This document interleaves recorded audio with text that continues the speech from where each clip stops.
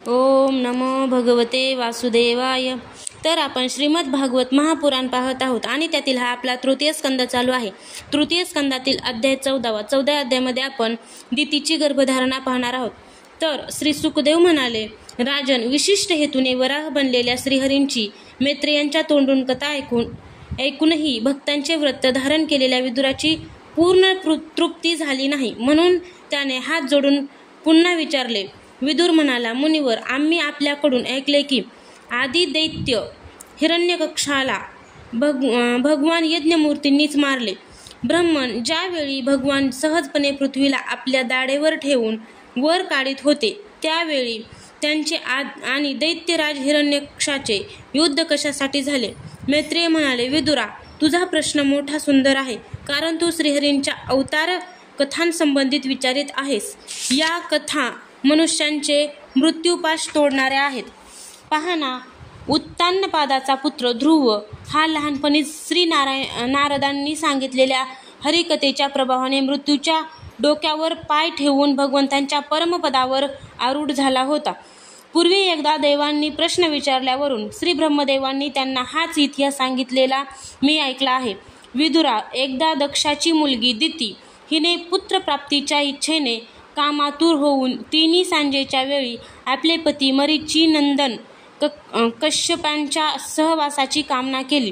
त्यावेळी कश्यप अग्नी हीच जिन्हा असलेल्या भगवान यज्ञपतींना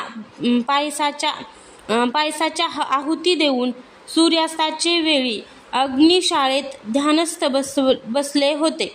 दिती म्हणाली, अहो विद्वान, उन्मत्त झालेला हत्ती जसा केळीचे झाड चुरगळून टाकतो त्याप्रमाणे हा धनुर्धर कामदेव अबला असलेल्या मला जबरदस्तीने तुमच्यासाठी बेचैन करीत आहे. आपल्या पुत्रवती सवतीचे सुख पाहून मी ईर्षेने जळत आहे. म्हणून आपण माझ्यावर कृपा करा. आपले कल्याण असो. ज्यांच्या गर्भातून आपल्यासारखा पती पुत्र रूपाने जन्म घेतो त्याच स्त्रिया आपल्या पतीपासून सन्मानित समजल्या जातात. त्याने सुयश जगात सगळीकडे पसरते. आमचे वडील प्रजापती दक्ष यांचे आपल्या मुलीवर अतिशय प्रेम होते. एकदा त्यांनी आम्हा सर्वांना स्वतंत्रपणे बोलावून विचारले की आपला पती कोण असावा असे तुम्हाला वाटते? ते आपल्या मुलींची काळजी घेणारे होते. म्हणून आमच्या भावना जाणून त्यांनी आमच्यापैकी 13 कन्यांचा गुण आणि स्वभावाला अनुरूप अशा आपल्याशी विवाह लावून दिला.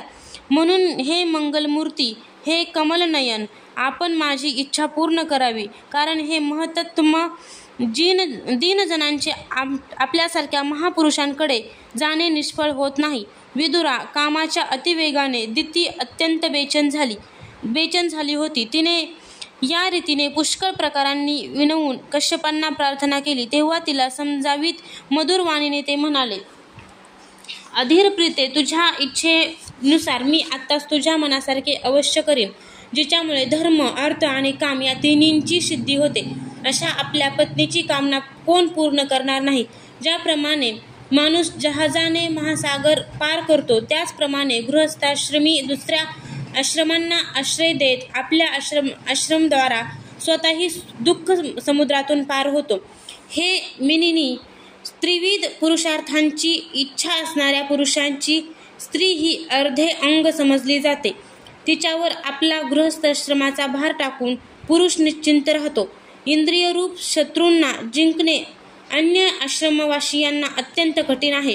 परंतु ज्याप्रमाणे किल्लेदार लुटारूंना सहज आपल्या अधीन करून घेतो त्याचप्रमाणे आम्ही जिच्या आश्रयाने इंद्रियरूप शत्रूंना सहज जिंकून घेतो.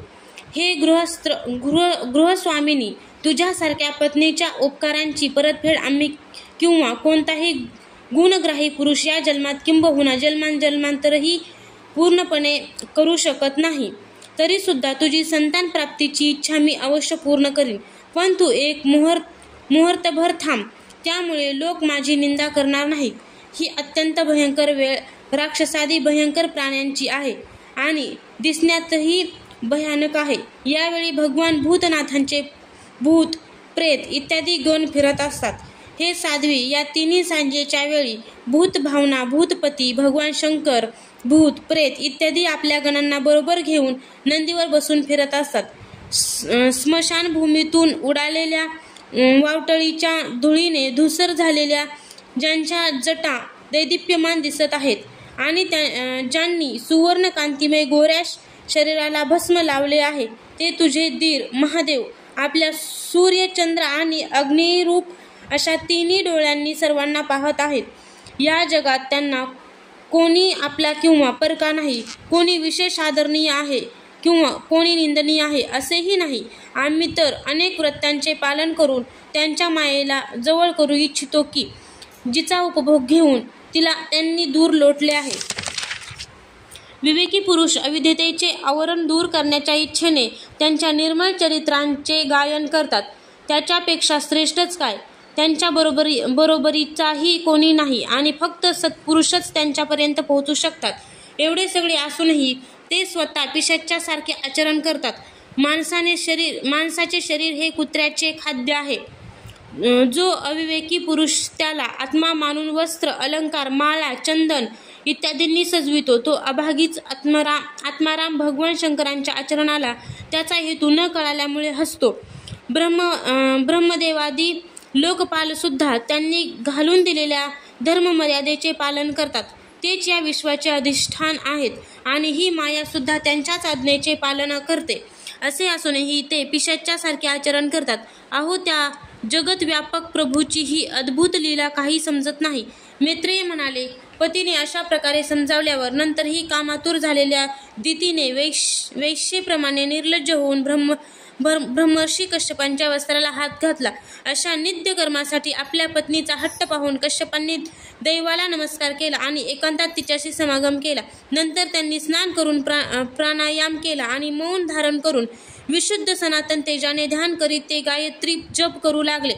विदुरा दितीला सुद्धा त्या नित्य कर्माविषयी लाज वाटू लागली आणि ब्रह्मर्षीच्या जवळ जाऊन खाली मान घालून ती म्हणू लागली.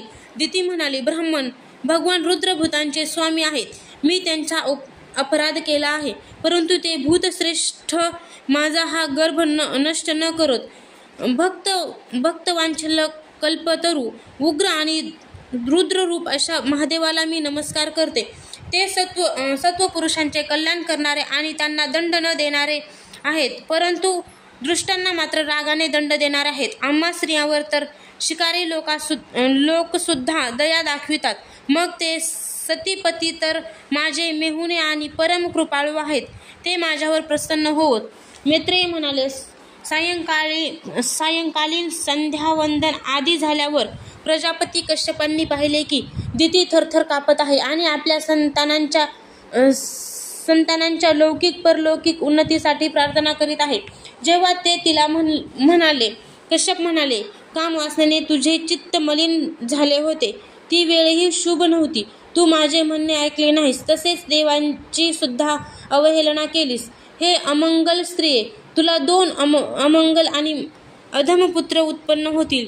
ते वारंवार संपूर्ण लोक आणि लोकपालांना आपल्या अत्याचारांनी रडवतील.